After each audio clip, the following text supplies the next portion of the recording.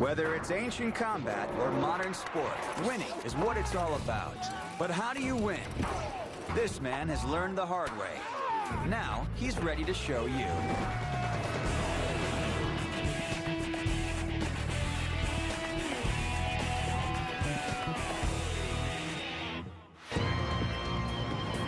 The newest form of personal combat is less than a century old.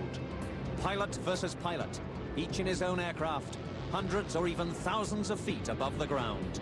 Ever since the first Knights of the Air took to the skies in World War I, the basics have remained the same. How is that possible? Jets flying at twice the speed of sound, with laser-guided missiles. Compared with aircraft made of wood and canvas, with a top speed of little more than 100 miles an hour. One thing remains the same, the pilot and his level of skill and aggression in flying his aircraft. This is a fighter pilot school. How to win at air combat. The Wright brothers made the first powered flight on December the 17th, 1903. Here's a model of their aircraft, the Flyer 1. Just 11 years later, World War I broke out, and the aircraft went to war. Since there had never been any air warriors before, pilots at this time had to make up the rules as they went along, including the dress rules. Many of them were cavalry officers, so they chose riding boots and breeches, then several layers of woolen shirts and sweaters, a leather trench coat, scarves, goggles, and a flying hat. As for the aircraft themselves, for many years the most popular type was this, the biplane. At the beginning of the First World War, most had two seats, for the pilot and the observer. They weren't even fitted with guns. They were designed solely for reconnaissance.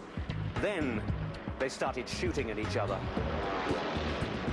In two-seaters, while the pilot flew, his observer would lean out and fire with a pistol or rifle when enemy aircraft came alongside. Of course, he had a better shot if he could point his gun forward. But that meant standing up, perhaps firing over the wing, and trusting his pilot not to make any sudden maneuvers. The first advance was to put a machine gun at the rear, firing backwards or sideways. But even better was to mount that same weapon pointing forward. It didn't take long for inventors to design machine guns with synchronizers, mechanical devices that shut off the bullets as the propeller passed in front. Now a single pilot could do it all. Fly, aim, and fire. The true single-seat fighter was born. In 1915, aircraft with this technology swept the skies. Since the first combat aircraft, instructors have used models to teach pilots how to win. The first problem is aiming and judging the distance to the target. The earliest gun sight was the ring and the bead. Now, every pilot was taught the exact wingspan of his opponent's aircraft. So, if you filled this ring with his wingspan, you knew exactly how far away he was. But it's not as easy as that. The target was very rarely directly in front or directly below. Most attacks are at an angle off the tail, which makes estimating the range very difficult. And of course, the target was moving, trying desperately to get away from you. Experience, judgment, and practice were vital. To be sure of a kill, you have to get in very close. That aircraft over there is out of range. Here's the problem. The moment you fire your bullets, they start to fall. If you're too far away, you'll never hit the target. So, how close do you have to be? No more than 50 to 100 yards away. At this distance, bullets fall no more than a few inches, and if you aim straight, you'll get a hit. It doesn't matter if you're flying a biplane, a single-winged prop plane, or jet fighter. These fundamental skills of air combat still hold true today. In fact, modern jet pilots still learn the basics in prop planes like this one. Now it's time to experience it for myself, to try some of these techniques for real. I'm at a school where they teach people like me how to fly aircraft in air combat. Hi, guys. One of these pilots is Mike Blackstone. He's already taught me some of the basics of flying. Peter Woodward. Hi, Mike. Good to see you again. I'd like you to meet my partner in crime, Jim Neubauer, call sign Nails. Mike and Nails will take me through the lessons I need to prepare for my own dogfight, beginning with respect for the hardware. And now don't do that. Oh, sorry. Side. We will be flying the Italian-built Marchetti, a propeller plane designed for military use with flight characteristics similar to a jet. The instructor maintains safety control in the right-hand seat, but I will actually be flying the aircraft from the left. Ultra-miniature cameras mounted in strategic positions provide views of our lessons. It's a far cry from a television studio, but it does the job. All I need is 2 minutes up here, seeing another plane in my path, to see why the pilots of World War I wanted their machine guns right in front of them. Putting a weapon on the nose of the aircraft made it into a very effective gun platform. All the pilot has to do is point in the right direction and fire. It has always been up to each individual pilot to exploit the advantages of his aircraft. Each plane, for instance, has an absolute limit above which it cannot fly. This is called the ceiling, and as I climb to reach it, my plane slows down. But I am learning that this is where I look for an edge over the enemy. Now, it's possible that my opponent can't fly this high, so he can't jump me. But I can look down on him and see him below me, and then dive down to attack him. Immediately as I dive, gravity helps me down. We go faster and faster.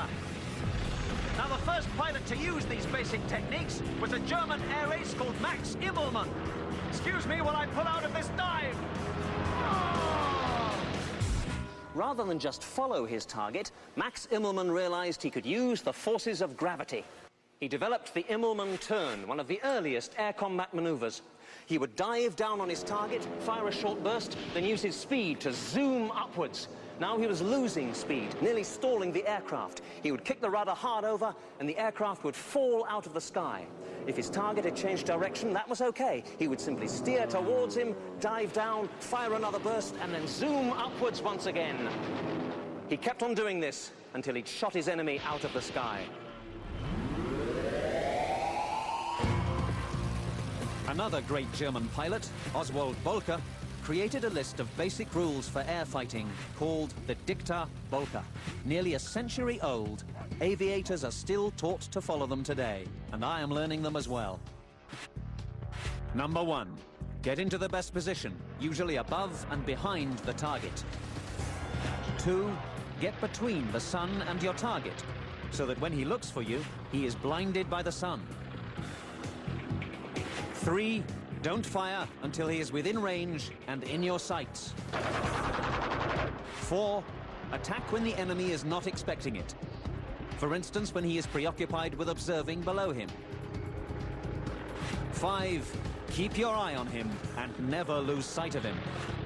The 6th rule is to avoid foolish acts of bravery, to live to fight another day. But the most important rule of all is that when attacked, you never turn your back. Air combat is extremely aggressive. Defensive maneuvers are only any good if they get you in a position to fire back. But what happens when I suddenly realize that I have an enemy aircraft on my tail? Peter, we've got an enemy fighter on our tail. Oh, God. Very good. Oh, man. In the air, with instructor Mike Blackstone beside me, I am surprised by another aircraft on our tail. Where is he? Directly behind us! I see him! Right on our tail! My plane is in his gun sight, and once he has me there, I cannot shake him. I roll, I dive, I brake, but he stays with me, and finally takes his shot. A marker plume of smoke signals that I am hit. It's all over in seconds. Like so many novice pilots, I am shot down in my first dogfight. Now it's time to learn how to keep it from happening again. If attacked, you have 4 choices. The first is the climb. Now this is useless. All a climb does is slow you down. You may end up above your opponent, but he'll still have a clear shot at you. The second choice is the dive. But a controlled dive is easy for your opponent to follow. The next choice is the roll. Combined with the dive, this can really get you out of trouble. The best choice is the brake, a hard turn towards the attacking aircraft. These basics, in use since World War I, took on new dimensions when the next war came around. And my next stop is a place where the aircraft of World War II are preserved.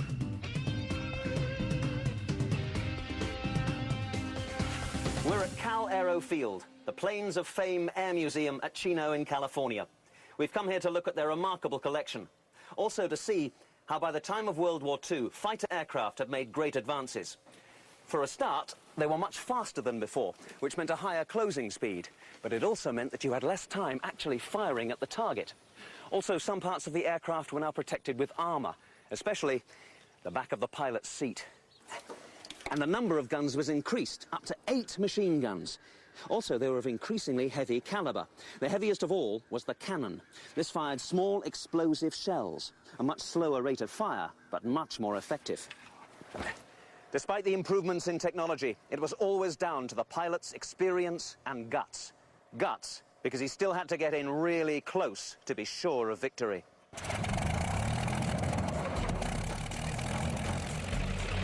As the aircraft improved, so did the techniques of air combat. What was it like to win with these machines in battle? The best way to learn today is in a flight simulator. This one is in Irvine, California, and my instructor is Curtis Platt. As air traffic control. The control tower for the simulator system is a row of computers.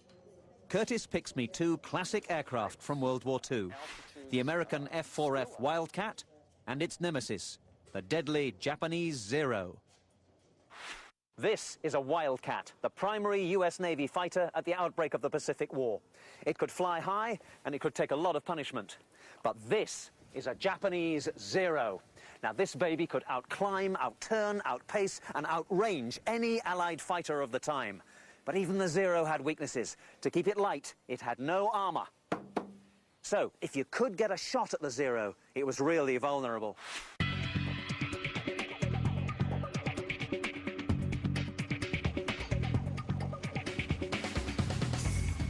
Taking off in the simulator, I'm suddenly over the Pacific Ocean, ready to practice the moves that I'll need when I encounter the enemy. All right, now I'm at straight and level flight. I'm going to try a barrel roll. Here it is. The Wildcats weren't as fast or agile as the Zeros, but a good pilot could use rolls and maneuvers to try and gain an advantage. There's another maneuver I want to try, called the Split S. This is how I quickly reverse direction to turn the tables on any Zero that might be chasing me. A Split S works like this. First, I roll my plane 180 degrees so that I'm completely belly up. Then I point the nose straight down. A moment later, I pull out of the dive and my plane is going in the opposite direction. My flight path looks like the bottom of the letter S, a Split S. This is great for improving marksmanship and basic tactical techniques. The problem is that I'm now throwing this thing around with ease, and of course it's not really like that. The one thing this simulator can't show you is the physical effects of air combat on the pilot. The average World War II aircraft had to fly at least 80 miles an hour. Any slower than that, and it would stall and fall out of the sky. But as the angle of bank increases, I have to go faster in order to stay up. At 60 degrees, I need to be going 115 miles an hour. But at 80 degrees bank, I need at least 200 miles an hour. And in air combat, I would be flying as fast as I possibly could. How does all that banking and turning affect the pilot? Well, it subjects him to punishing G-forces that can be dangerous and even deadly. Now, let you into a little secret. At normal gravity, G1, I weigh about 175 pounds. But if I take this aircraft into a 60-degree banking turn, here I go. At about 60 degrees, I'm now at G2, twice gravity, which means that I now weigh 350 pounds. But if I increase the bank to 75 degrees, I'm now at G4, and I weigh 700 pounds. and G4 is about the limit at which you can really fight or shoot accurately, and G6, you would certainly black out. So before I do that, I'm gonna come out of it again. Now it's time for me to experience the incredibly realistic illusion of fighting a pair of Japanese Zeros above the island chains of the far Pacific. Since I can't physically look around me in 3 dimensions, the simulator gives me a little pointer in the center to show me where the enemy is. Each zero in the distance is tagged on my screen with a red identifier. When I get close enough, I'll see the image of the plane itself. But the danger is that someone might creep up behind me while I'm concentrating on this guy. The ideal position for attacking a plane is from behind and above, preferably with the sun behind you. Now I'm behind him and I'm shooting at him, and I've got him. Okay. Now, I've got the first one. The problem is I don't know where the second one is. There he is, and I'm going to dive down on him. So I've got to stay behind him and shoot when I can. And he's diving around the place. Where's he gone? He's there. He's sticking close to the ground. The reality of this is quite extraordinary. Here I am. Oh, I'm pretty close to the ground here, and I've crashed. No one ever said air combat was easy. Next, I face a bigger challenge. Back at combat school, flying a real plane in a real dogfight. Back at air combat school, I have a few questions before my real dogfight. How do I know that I've shot another aircraft down? The only thing actually simulated is the bullets. Everything else is real. And you'll have in your right hand, you'll have a stick grip off of an F4, and you'll pull the trigger just like an F4 pilot would be pulling the trigger shooting guns. There'll be no question in your mind when you get a kill. Now, Nails will be the instructor in the plane I'll fly against, but I have yet to meet the pilot who will be my actual opponent. Peter, I'd like you to meet your adversary, Smudge. Call sign Smudge, Larry Vidal. Peter. Gentlemen, this is the real deal. This is air combat. There's no points for second place. So, now the gloves are off. My opponent and I are in the briefing room, where Mike talks us through the battle we are about to fight. Let's get to the shooting part. That's why you guys are here. You guys are here because you want to kill each other, basically, right? In order to kill another airplane, you need to get into a firing parameter that can achieve that. Your best chances for landing bullets on another airplane are from a rear quarter, in other words, a rear... Wait a minute. A rear shot. I know this. It's exactly what I learned from studying the aces of World War I. The distance you need to be to shoot is between 500 feet and 1,000 feet. And to tell that distance, we use our gun sight. Our gun sight allows us to measure the size of our opponent's airplane. I know this too. The old ring and bead. The basic idea hasn't changed in nearly 90 years. Then you squeeze the trigger down, you hold it down for 3 to 5 seconds, and whammo. You get a shot, you get a kill, the smoke comes on, and you know that you've done your job well. What has changed is the performance of the aircraft. We'll be turning in tight circles, constantly forcing us to look out of the top of our canopies to keep our eyes in the direction we're turning. Our two planes are evenly matched, so the pilot who turns most efficiently is the one who will get in firing position first and win. If you can keep your head together while you're fighting, you're going to do well. If you start losing it, letting emotions take over, you're going to lose. Off to the planes now, and we'll really see who the better man is.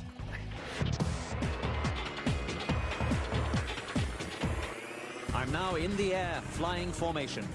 I'm about to have a dogfight with the plane beside me. And it begins like this. Making contact by radio, we agree to start by heading directly toward each other. Bring it up. Bring it up. We'll sit, wait. He comes out of the sun very fast, and I'm suddenly aware how small the target is in a very big sky. Keep it tight, keep it tight. In fact, I need to slow this down just to show it to you. Do you see him there? Now, I'm going to brake left and drop down on him, building up speed as I dive. I try to get behind him, but he's trying to do the same thing and escapes. We turn into each other again, but I decide to pull up to get above him.